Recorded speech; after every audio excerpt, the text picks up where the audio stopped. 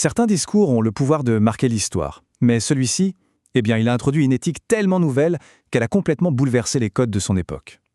Aujourd'hui, on va décortiquer ensemble le Sermon sur la montagne, tiré du chapitre 5 de l'Évangile de Matthieu, pour essayer de saisir à quel point il était, et il reste, profondément révolutionnaire.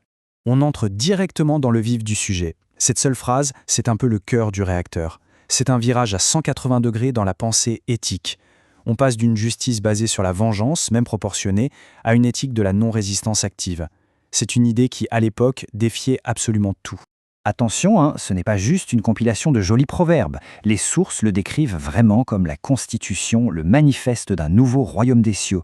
Et ce royaume, ce n'est pas un lieu géographique, c'est une nouvelle manière de vivre. C'est une véritable contre-culture fondée sur des valeurs radicalement différentes de celles du monde environnant.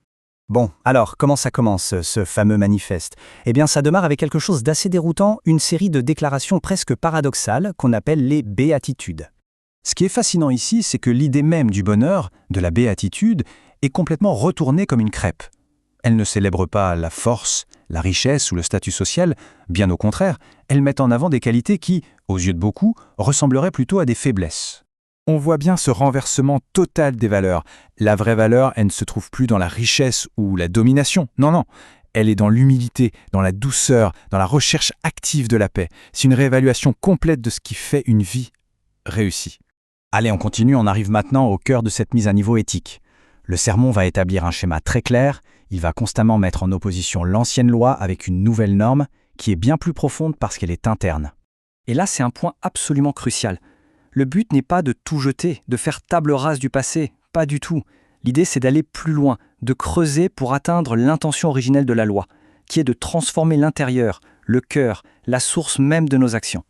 Prenons un exemple concret, et c'est saisissant. Avant, la loi disait « tu ne tueras pas ». Point. C'était l'acte physique qui était condamné. Mais maintenant, le curseur est déplacé bien en amont. L'interdit ne concerne plus seulement l'acte de tuer, mais la racine même de la violence, la colère non maîtrisée. Et on retrouve exactement la même logique pour l'adultère. La loi ancienne interdisait l'acte physique, la transgression extérieure. La nouvelle voie, elle, va directement à la source, à l'origine de l'acte, l'intention de convoiter dans son cœur. Et ça continue avec les serments. Avant, il fallait jurer, prendre des garanties pour prouver sa bonne foi. Maintenant, l'idée, c'est que l'intégrité personnelle doit être tellement totale que des garanties externes deviennent inutiles. La parole elle-même, un simple oui ou non, doit suffire. Ok, on a vu comment cette éthique devient de plus en plus intérieure, de plus en plus exigeante. Et maintenant, on arrive au sommet, au point culminant de tout le sermon. Et c'est sans doute la partie la plus difficile et la plus profondément révolutionnaire. Là, on est face à un changement de paradigme complet. Fini l'œil pour œil, dent pour dent. On passe à quelque chose de radicalement différent. L'appel, ce n'est pas de devenir passif face à l'injustice, mais de l'absorber et d'y répondre par un acte de paix qui peut désarmer l'agresseur. Et voilà, on y est. La phrase qui a probablement le plus choqué et interpellé à travers les siècles. On passe d'une logique qui semblait naturelle, aime ton prochain et déteste ton ennemi, à quelque chose d'inouï, aimez vos ennemis.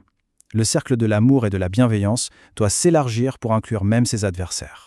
Alors la question qui vient tout de suite, c'est « mais pourquoi ? Pourquoi faire une chose pareille ?» La logique derrière, c'est de refléter une bonté divine, qui est impartiale. Une bonté qui ne fait pas de tri, qui ne fonctionne pas au mérite. C'est un amour inconditionnel qui cherche à briser le cycle sans fin de la haine et de la réciprocité. Bon, on a vu des exigences éthiques incroyablement élevées. Mais à quoi ça sert, au fond ? Quel est le but de vivre comme ça ? Le sermon se termine avec 2 métaphores très puissantes et un dernier commandement qui vient tout résumer. La première image, c'est celle du sel de la terre. Le sel, à l'époque, servait surtout à 2 choses, donner du goût aux aliments et les empêcher de pourrir. L'idée est donc que les disciples doivent agir comme une force de préservation contre le déclin moral, tout en apportant une saveur nouvelle au monde. La deuxième métaphore, c'est la lumière du monde. Là, le concept est assez clair, il ne s'agit pas de garder cette manière de vivre pour soi, cachée. Le but est d'éclairer, de montrer par ses actions qu'une autre voie est possible. Non pas pour sa propre gloire, mais pour inspirer les autres. Et tout ça se conclut par un commandement qui peut faire un peu peur. Soyez parfaits. Mais il faut faire très attention aux mots. Le terme grec original, téléios, ne veut pas dire être sans aucun défaut, ce qui est impossible pour un être humain. Ça veut dire être complet, mûr, abouti. Et comment devient-on complet ? En étendant son amour à tous, sans exception, même aux ennemis. Voilà, on a un peu décortiqué la structure de ce manifeste incroyable. On a vu ce passage d'une loi basée sur les actes extérieurs à une éthique qui plonge au plus profond du cœur, des intentions. Mais au final, tout ça nous laisse face à la question centrale, la plus provocatrice et qui résonne encore incroyablement fort aujourd'hui. Que signifie vraiment aimer un ennemi ?